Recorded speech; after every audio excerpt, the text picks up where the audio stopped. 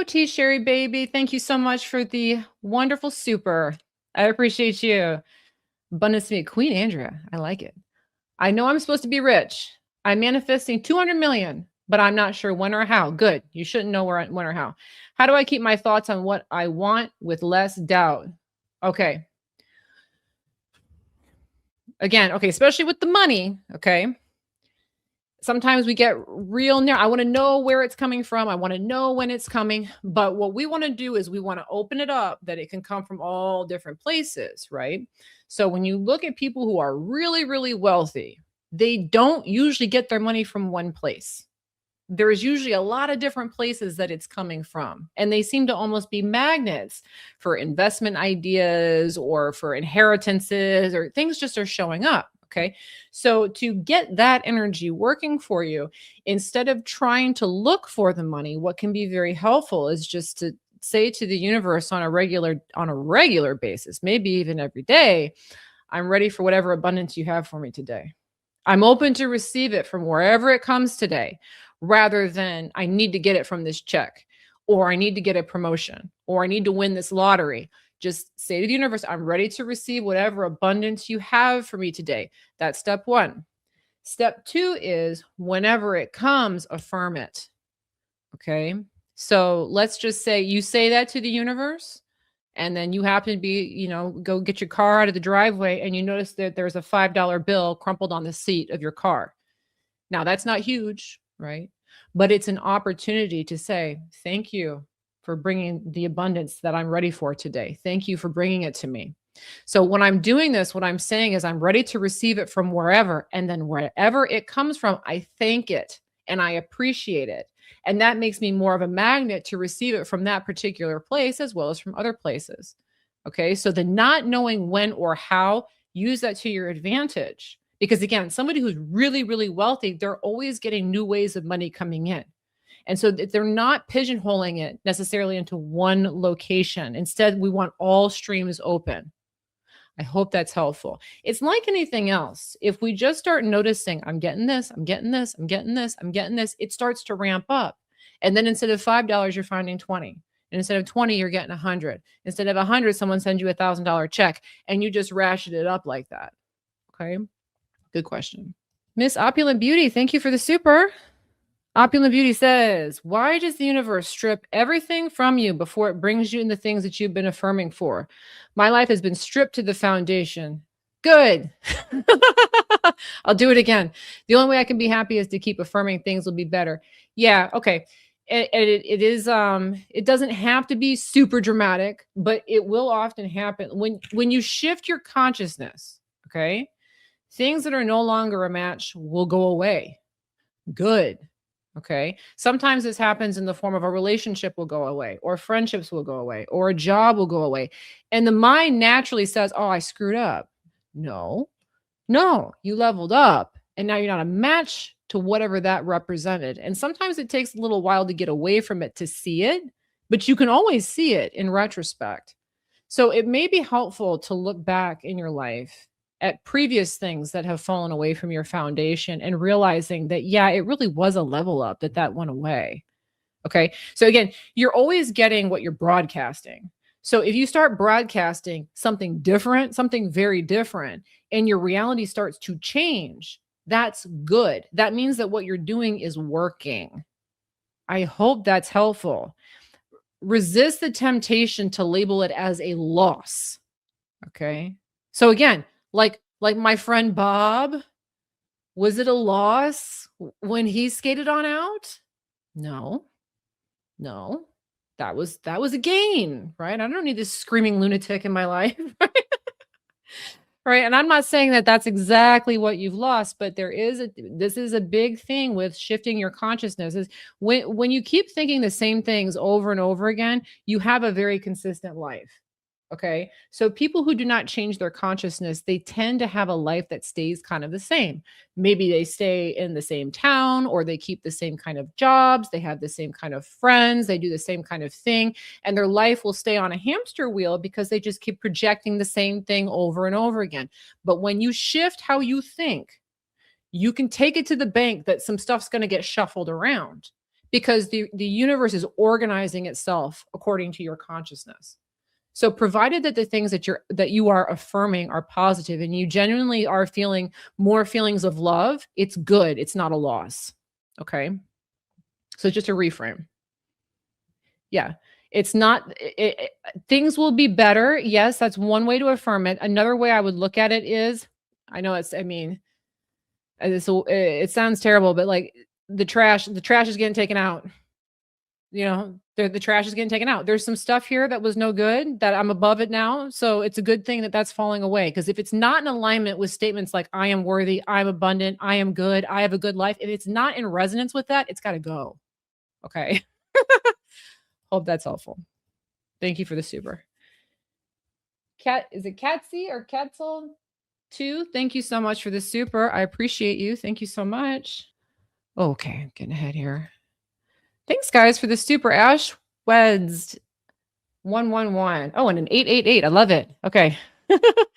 Hi, Andrea. I'm freaking. Don't freak out. Don't freak out. My nursing license exam is this month. I just took a predictor assessment and failed. I got an 88% and need a 92%. You got an 88% and then you gave me an 888. Lots of eights here. Eight's the number of karma in numerology. Eight's a good number. It's a good number. Okay. You know what's funny is that, okay, so sometimes if I have a situation kind of like this, and I've never had this exact situation, but I like to use this mentality for situations like this. Okay. So if you have a loss, okay, or you've been failing at something, you've been sucking big time at something in your mind, and you want to do really well. Okay. One thing that I like to think about is, well, this is like if it goes well now, that's going to be the biggest jump. Wouldn't it be really cool if I turned this one around? Because that would be even cooler than if I expected it to work out or if it was easy to work out. I hope that makes sense. So, like, if I kind of bomb at something, I like to think of, oh, okay, cool. Now I can bounce back and I'm really going to bounce back. Okay. Rather than this is an indication that I'm going to suck more at this the next time. Instead, I like to look at it as, oh, okay, this is an opportunity for some shock and awe. Does that make sense? It's an opportunity. See, if you did really great on the predictor assessment, okay, well, then it wouldn't be that exciting if you passed it. But now you have the opportunity to have a really exciting experience. And the reason why I'm saying that is just focusing on that idea of it being so exciting that you jumped up so much puts your mind into the mentality of, oh, well, what if I did knock it out of the park? Wouldn't that be cool? Okay.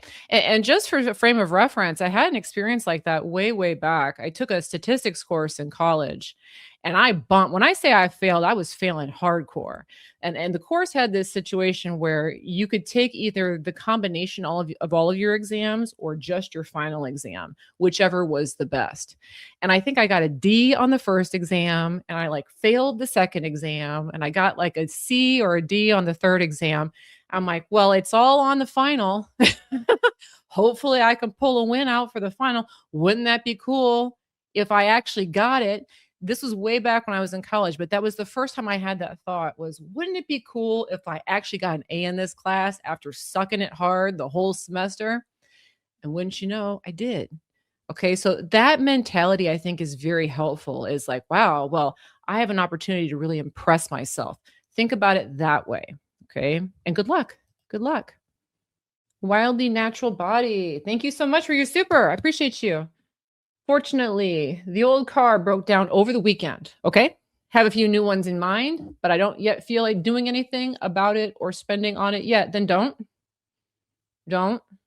Whenever that happens to me, like I know I want to do something, but it doesn't quite yet feel like the time, then it's not the time. I'll know when it's time. Trying to do it now would be trying to force it, right? So for whatever reason, I feel okay just leaving this for now. I'm just going to leave this for now. And what I found is that when I do that, a lot of times the problem will solve itself. So something will happen that will show me what's supposed to come next. So maybe somebody will call me with something or an offer will show up in my email, or maybe somebody wants to give you a car, but just holding off for a little bit, that's you saying everything's good right now. I'm good. This situation's fine.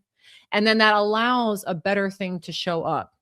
What most people do is that when there are things that break, they try to go and fix the problem right away. And what you'll notice is they'll hang in there to the point where it's just complete idiocy. So I was watching last night. I've never watched this show before, but for some reason I've been watching Breaking Bad, which is not the most high vibrational show that ever existed. But I've gotten into it. And there was an episode, it's like later in the series. I was watching it yesterday. And there's these guys that are cooking meth. That's basically what's going on. They're making meth for a cartel. And he's in this big lab. And for whatever reason, a fly gets in the lab. All right. It's a little fly. It's not that big of a deal. But the main character decides he really wants to kill this fly. And he's trying to catch the fly and he's not catching the fly. And then he's messing up the lab. And then he falls off a ladder. And it's just all this crap starts to ensue because he's trying to make the problem go away. What would have been much more simpler, if you ask me, just to let the fly die on its own. Right. And so that's kind of what we're talking about here. It's not really a problem. If I don't feel like it's a problem, don't make it a problem. Okay. Yeah, I know. It makes me feel bad too. I need to stop watching. In a way, it also makes me feel good about myself at the same time that I'm not living that dark of an existence. But yeah, I'd never seen it before. It is a good show. Definitely a little dark though. A reminder again, I have not put a course on sale for a hot minute. Been going through a divorce process and just decided to take some time off. But I decided it would be a good idea to put another one on sale because I haven't done it in a while. And this was the last program that I made last year. And so it's called Sales Magnet. So it's not for everyone. Okay.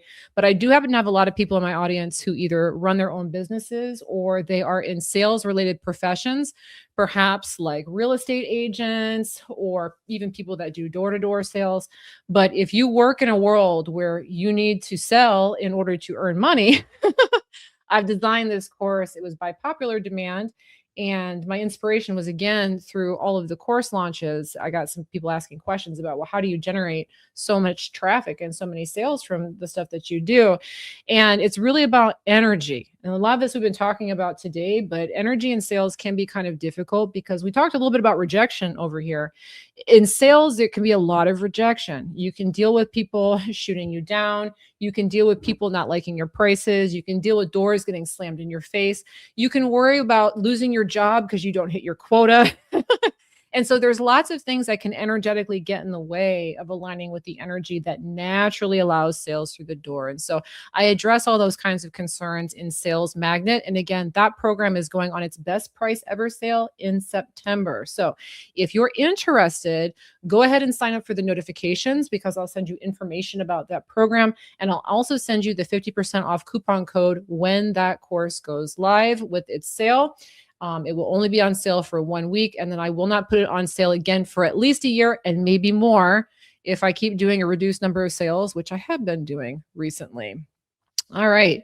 But aside from that, again, if you guys have not yet, please make sure to go ahead and subscribe, like the video, turn on your notifications. And I do plan on being back next Monday. That's the big plan. So if you enjoyed coming along for the ride, come back again next week, same time, same place. But again, do turn on your notifications just in case I change the time because sometimes that does happen. But other than that, thank you so much, guys, for the supers, all the great questions, and for your engagement. I really enjoyed talking to all of you guys today. And of course, I look forward to seeing you guys in the